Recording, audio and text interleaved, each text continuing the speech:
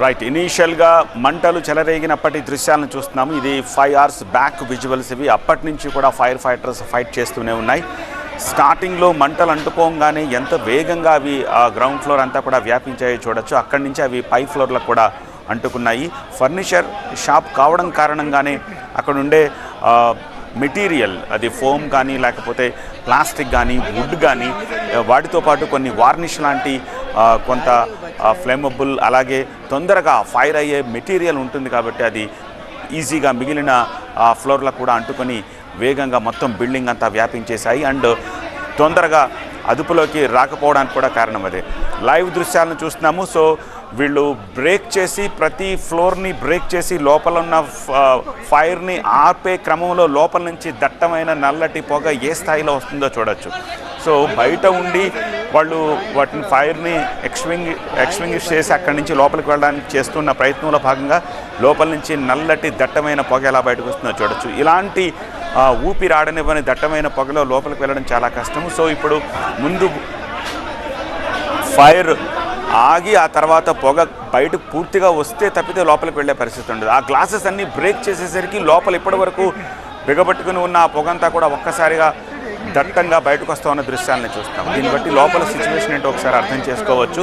So ఇదంతా కూడా కంప్లీట్గా క్లియర్ అయితే తప్పితే లోపలికి వెళ్ళలేని సిచ్యువేషన్. కానీ ఎంత డేంజరస్ సిచ్యువేషన్ సత్య, బికాజ్ అంతటి నల్లటి దట్టమైన పొగ పీల్చుకుంటే లంగ్స్కి ఎఫెక్ట్, అపస్మారక స్థితిలోకి వెళ్ళొచ్చు. అక్కడ మోర్ దాన్ 5 minutes ఉంటేనే చాలా అంటే బతికే అవకాశం ఉండదని చాలా కష్టం. అందుకే వాళ్ళు లోపలికి వెళ్లే సాహసం కూడా చేయలేని సిచ్యువేషన్. సజ్జనార్ కూడా అదే చెప్తున్నారు, లోపలికి వెళ్లే ప్రయత్నం ఎంతగా చేస్తున్నా కూడా మా వల్ల కావట్లేదు అని చెప్పి. గ్లాస్ డోర్ పగలగొడితేనే ఇంత దట్టమైన నల్లటి పొగ వచ్చింది, అది కూడా ఆ బిల్డింగ్ ని దాటి పైకి వెళ్తోంది. విచ్ మీన్స్ ఇంకా అక్కడ ఫైర్ ఉంది. సో అందుకనే మళ్ళీ ఆ క్రెయిన్ సాయంతో అక్కడికి వెళ్ళి అక్కడి నుంచి కూడా మళ్ళీ వాటర్ని లోపలికి వాటరింగ్ చేస్తున్న దృశ్యాలని చూస్తున్నాము. సో ఇంకా ఫైర్కి సంబంధించిన ఆనవాళ్ళు పై ఫ్లోర్లో సైతం ఉన్నాయంటే దాన్ని బట్టి అర్థం చేసుకోవచ్చు. సో అందుకనే ఇంకొక 1-2 గంటల టైం పట్టే అవకాశం ఉంది ఈ కంప్లీట్గా క్లియర్ చేయడానికి, ఎస్కాపరేట్ చేయడానికి అని చెప్పేసి చెప్తూ ఉన్నారు. నిజానికి సెట్ బ్యాక్స్లో మీరు ఆ బిల్డింగ్కి ముందు ఒక గోడౌన్ చూడొచ్చు, రేకుల షెడ్డుతో కట్టిన గోడౌన్. నిజానికి అదే కల్పిట్ అయిపోయింది ఇక్కడ. ఒకవేళ అది లేకుండా ఉంటే తొందరగా జేసీబీల సాయంతో లేకపోతే వేరే ఆప్షన్స్ తోటి లోపలికి వెళ్ళే అవకాశం ఉండేది. వీళ్ళు ఆ సెట్ బ్యాక్స్ని కవర్ చేసేస్తూ కట్టేశారు. ఇవి వెనక నుంచి తీసిన విజువల్స్, ఇవి చాలా దూరం నుంచి వెనక నుంచి తీసిన విజువల్స్. ఈ రోబో సాయంతో లోపలికి పంపించినా సరే ఈ రోబో కూడా క్యాప్చర్ చేయడానికి ఆ పొగ, అలానే అట్ ది సేమ్ టైం ఆ లోపల ఈ డంప్ అయిపోయిన చెల్లాచెదురుగా పడిపోయి కాలిపోయిన వస్తువులు ఈ రోబోకి లోపలికి వెళ్ళడానికి కూడా ఆటంకంగా కనిపిస్తున్నాయి. లేటెస్ట్ అప్డేట్స్ తెలుసుకోవడానికి ఒకసారి మళ్ళీ మా ప్రతినిధి రంజిత్ని కాంటాక్ట్ చేద్దాం. రంజిత్, ఏదైనా గుణం కనిపించిందా? లోపలికి వెళ్ళే అవకాశం ఏమైనా దొరికిందా? లైవ్ దృశ్యాలను చూస్తుంటే ఇక్కడి నుంచి మాకే భయం వేస్తుంది. లోపలికి వెళ్ళే ఆస్కారం ఏమాత్రం లేదు. ఫైర్ ఫైటర్స్ సైతం అక్కడ చాలా కష్టంగా నుంచవలసిన పరిస్థితి కనిపిస్తోంది. సో ఏమిటి సొల్యూషన్? ఎటు నుంచి వెళ్తే ఏం జరుగుతుంది? గోడను కూడా బ్రేక్ చేస్తున్నారు. లోపలికి వెళ్ళే అవకాశం ఏమైనా ఉందా? ప్రస్తుతం మనం చూడొచ్చు, రెస్క్యూ సిబ్బంది ఇక్కడ ఉన్నటువంటి రేకుల గోదాన్ని బ్రేక్ చేసి దీనికి సమాంతరంగా సెల్లార్లోకి వెళ్ళి ఇక్కడ డ్రిల్లింగ్ మిషన్ ద్వారా కూడా అక్కడ ఈ సెల్లార్ని తవ్వేటువంటి ప్రయత్నం చేస్తున్నారు. ఒక్కసారిగా ఈ సెల్లార్ తవ్విన తర్వాత లోపల ఉన్నటువంటి వారిని బయటికి తీసుకొచ్చేందుకు ప్రయత్నం చేస్తున్నారు. ఇప్పుడు ఇక్కడ ఉన్నటువంటి ఫైర్ ఫైటర్స్ కావచ్చు, రెస్క్యూ సిబ్బంది అంతా కూడా కేవలం సెల్లార్ వైపే ఫోకస్ చేశారు. 2 చిన్నపిల్లలతో పాటు మరో 2 ఈ సెల్లార్ వైపే ఉన్నారన్నటువంటి విషయం తెలుసుకున్న తర్వాత ఇప్పుడు అక్కడ మంటలు అదుపులోకి తీసుకొచ్చేటువంటి ప్రయత్నం చేస్తున్నారు. సో ఇప్పుడు మనం చూస్తాం, ఇక్కడ పక్క కాంప్లెక్స్లో నుండి ఇక్కడ దీన్ని బ్రేక్ చేశారు. బ్రేక్ చేసి మనం ఇక్కడ జేసీబీ ద్వారా లోపలికి వెళ్ళి ఇక్కడ నుండి మనం చూస్తే ఈ సెల్లార్ని డ్రిల్లింగ్ మిషన్ ద్వారా కూడా ఇక్కడ బ్రేక్ చేస్తున్నారు. సో ఒకసారి సెల్లార్ని బ్రేక్ చేసిన తర్వాత ఫైర్ ఫైటర్స్ లోపలికి రోబో క్యామ్ తీసుకెళ్ళి మంటలను అదుపులోకి తీసుకొచ్చేటువంటి ప్రయత్నం చేస్తున్నారు. ఇప్పుడు మనం చూస్తే ఒకసారి దట్టమైనటువంటి అగ్నికిలలు ఎగిసిపడుతున్నాయి. సో ఇప్పుడు ఈ నల్లటి కలర్లో ఉన్నటువంటి ఫాగ్ మంటల్ని అదుపులోకి తీసుకురావడానికి కూడా కొంత సహాయక చర్యలకు ఆటంకం కలుగుతుంది. అసలు ముందు ఏముందో గమనించలేని పరిస్థితి ఇప్పుడు రెస్క్యూ ఆపరేషన్లో కనిపిస్తోంది. ఒకవైపు ఫైర్ ఫైటర్స్ మంటలను అదుపులోకి తీసుకొచ్చే ప్రయత్నం చేస్తే లోపల ఉన్నవన్నీ కూడా ఫ్లేమబుల్ మెటీరియల్స్, ఫర్నిచర్ ఉంది, ఆ తర్వాత క్లాత్కి సంబంధించిన మెటీరియల్ ఉండడంతో కూడా ప్రమాద తీవ్రత కూడా పెరుగుతుంది. సో ఇప్పుడు అధికారులు సెల్లార్ని తవ్వి ఇక్కడ సెల్లార్లో ఉన్నటువంటి పిల్లల్ని బయటకు తీసుకొచ్చేందుకు ప్రయత్నం చేస్తున్నారు.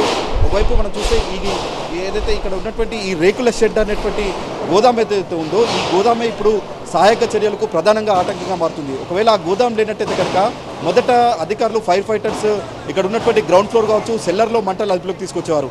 కానీ ఇక్కడ ఉన్నటువంటి రేకుల గోదాం ఉండడంతో కూడా మొదట ఫైర్ ఫైటర్స్కి సంబంధించిన ప్రయత్నాలన్నీ కూడా మంటలు ఎగిసిపడుతున్నటువంటి సెకండ్ థర్డ్ ఫ్లోర్లో మంటలు అదుపులోకి తీసుకొచ్చేటువంటి ప్రయత్నం చేశారు. ఒకవైపు అక్కడ మంటలు అదుపులోకి తీసుకొచ్చే ప్రయత్నం చేయగానే కింద నుండి ప్రమాద తీవ్రత కూడా పెరుగుతుంది. సో ఇప్పుడు కింద ఇద్దరికి సంబంధించి ఇద్దరిని లొకేషన్ ట్రేస్ అవుట్ చేసిన తర్వాత ఇప్పుడు ఇక్కడ ఉన్నటువంటి సెల్లార్ని తవ్వి సెల్లార్ని ఇప్పుడు మనం చూస్తే ఒకవైపు జేసీబీ నుండి కూడా ఇక్కడ సెల్లార్ని తవ్వే ప్రయత్నం చేస్తున్నారు. దీంతోపాటు ఆ వెనుకాల వైపు నుండి డ్రిల్లింగ్ మిషన్స్ ద్వారా సెల్లార్ని తవ్వి ఈ రెస్క్యూ ఆపరేషన్ ఇప్పుడు చేస్తున్నారు. ఒకసారి మనం బ్రాంటో స్కై లిఫ్ట్ ద్వారా కూడా ఎంత ప్రెషర్తో వాటర్ని ఇక్కడ మంటల అదుపులోకి తీసుకొచ్చే ప్రయత్నం చేస్తున్నారు.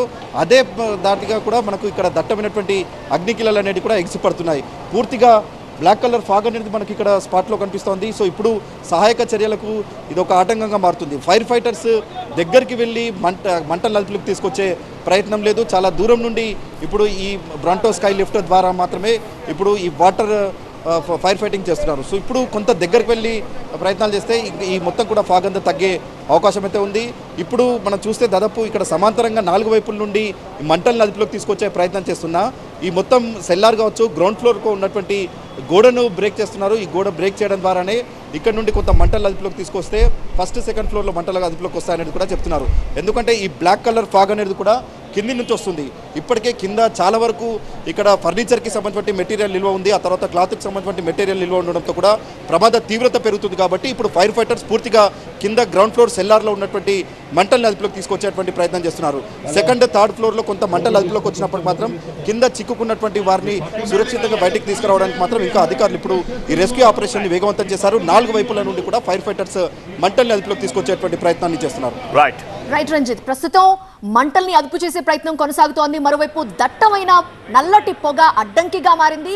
అది కాస్త కంట్రోల్ అయితే కనుక రెస్క్యూ సిబ్బంది లోపలికి వెళ్ళి కాపాడడానికి ప్రయత్నాలు కొనసాగించే అవకాశం కనిపిస్తోంది.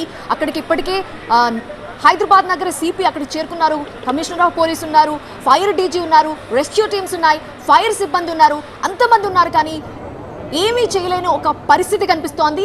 పొగ వల్ల లోపలికి వెళ్ళి రెస్క్యూ చేయలేకపోతున్నారు. పొగ అడ్డంకిగా మారింది. సో దీన్ని కంట్రోల్లోకి వస్తే కనుక లోపలికి వెళ్ళి వెంటనే సేవ్ చేయడానికి వాళ్ళందరూ కూడా సమాయత్తంగా ఉన్నారు. లైవ్ అప్డేట్స్ ఎప్పటికప్పుడు మీకు అందిస్తాం. 6 o'clock బులెటిన్ మిస్ అవ్వకండి. ఎక్స్క్లూజివ్ డీటెయిల్స్ 6 o'clock బులెటిన్లో ఫుల్ అండ్ ఫైనల్లో మీరు చూడొచ్చు.